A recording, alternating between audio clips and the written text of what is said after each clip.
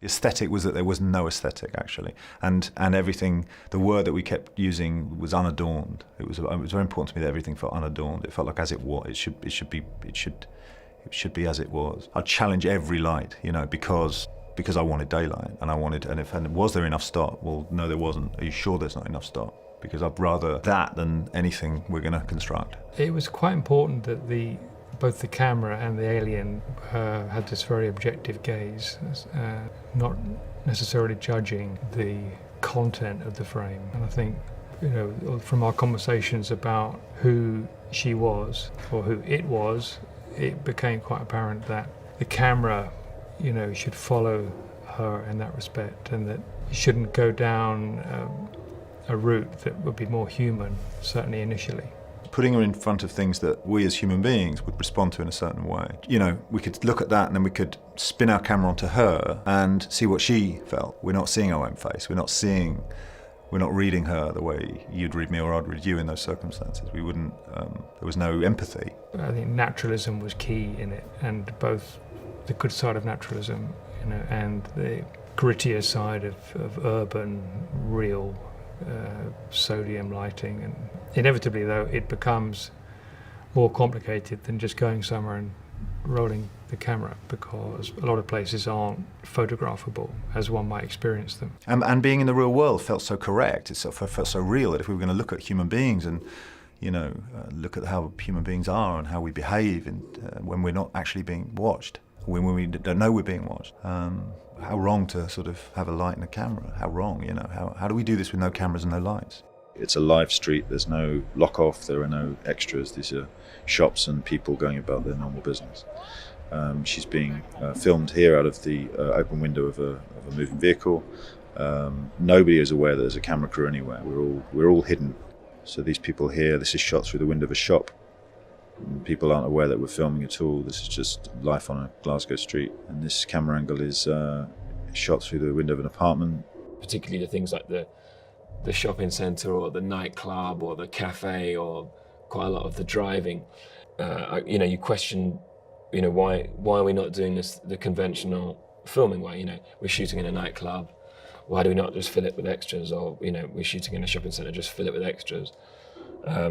And then you think about how many awful nightclub scenes you've seen on telly or in films with people kind of dancing out of time to the music. For me, it was absolutely thrilling. When we first started doing that kind of covert stuff, you become incredibly self-conscious. All those things are just kind of life happening around this character.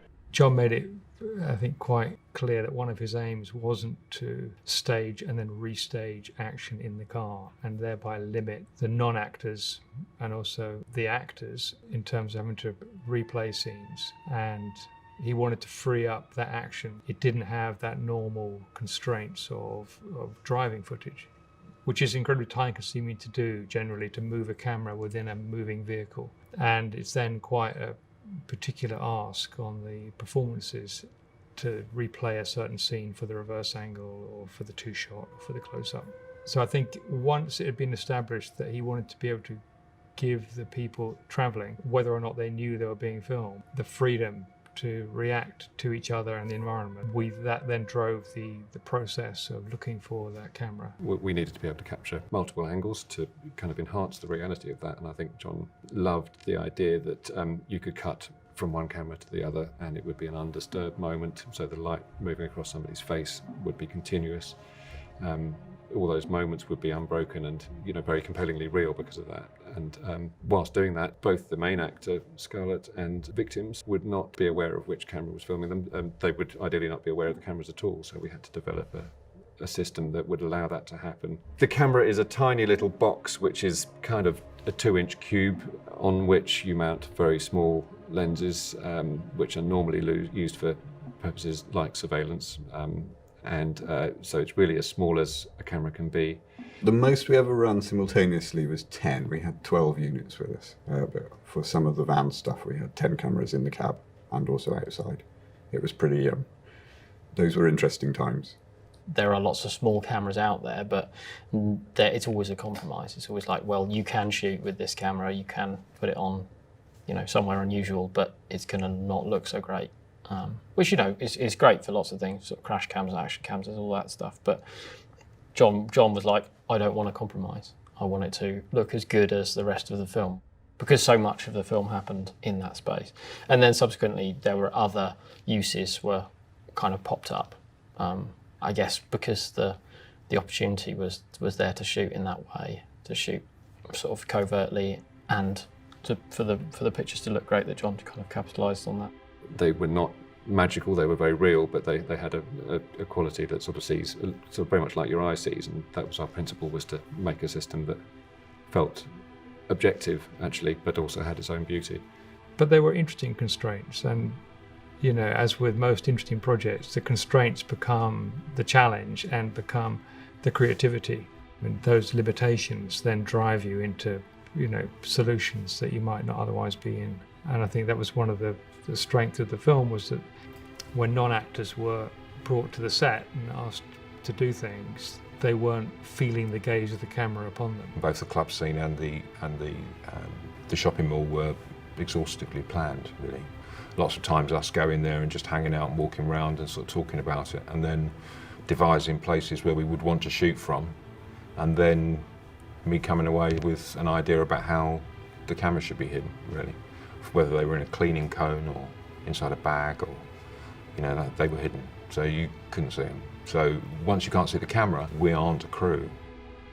Certainly on particular days where they were shooting in the van, and 9 cameras were rolling for like up to 4 hours a night, so it was 30 odd hours of material. John was very keen at places within the film to layer things up.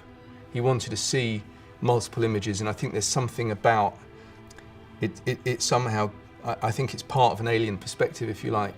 It's the inability to process something, so you just put them on top of each other. And then when you hit upon something like that, and it's like, that's it. That's what it needs to be at that moment. You know, that sense of preciousness, and, you know, like almost like a Russian icon painting, you know, that goldness that comes through humanity just felt very poetic in that moment. And it wasn't designed, and it wasn't stumbled upon, but it came out of one of a series of going up streets and going down cul-de-sacs to see what's there, you know?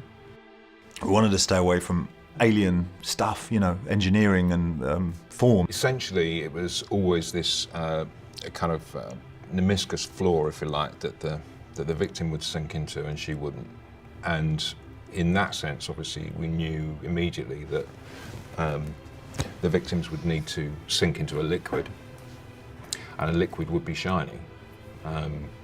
And so we thought the best way to get the great contrast would be a reflection.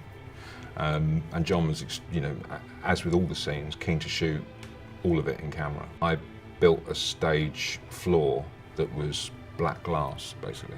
And then within that was a tank of the black liquid, within which was a platform that once the actor started, or the victim started walking onto, it sank, with a bladder inside it which released air as they went in to counteract the Archimedes effect, so that it didn't flow over onto the floor. Some of it is real snow, some of the time it's shot in various different weather conditions, and some of it is CG snow falling.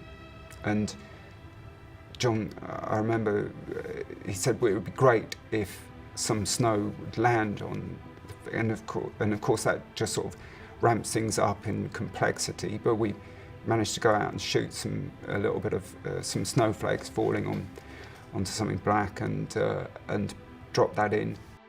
You know, good or bad, it has to stand apart, it has to stand separate, and say this is this point of view.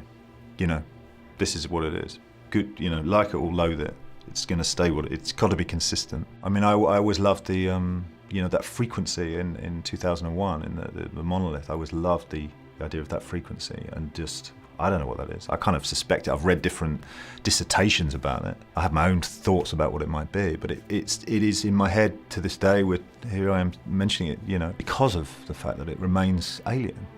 And if you're going to make a film about an alien, then make a film about an alien. So like, remain alien, keep it alien.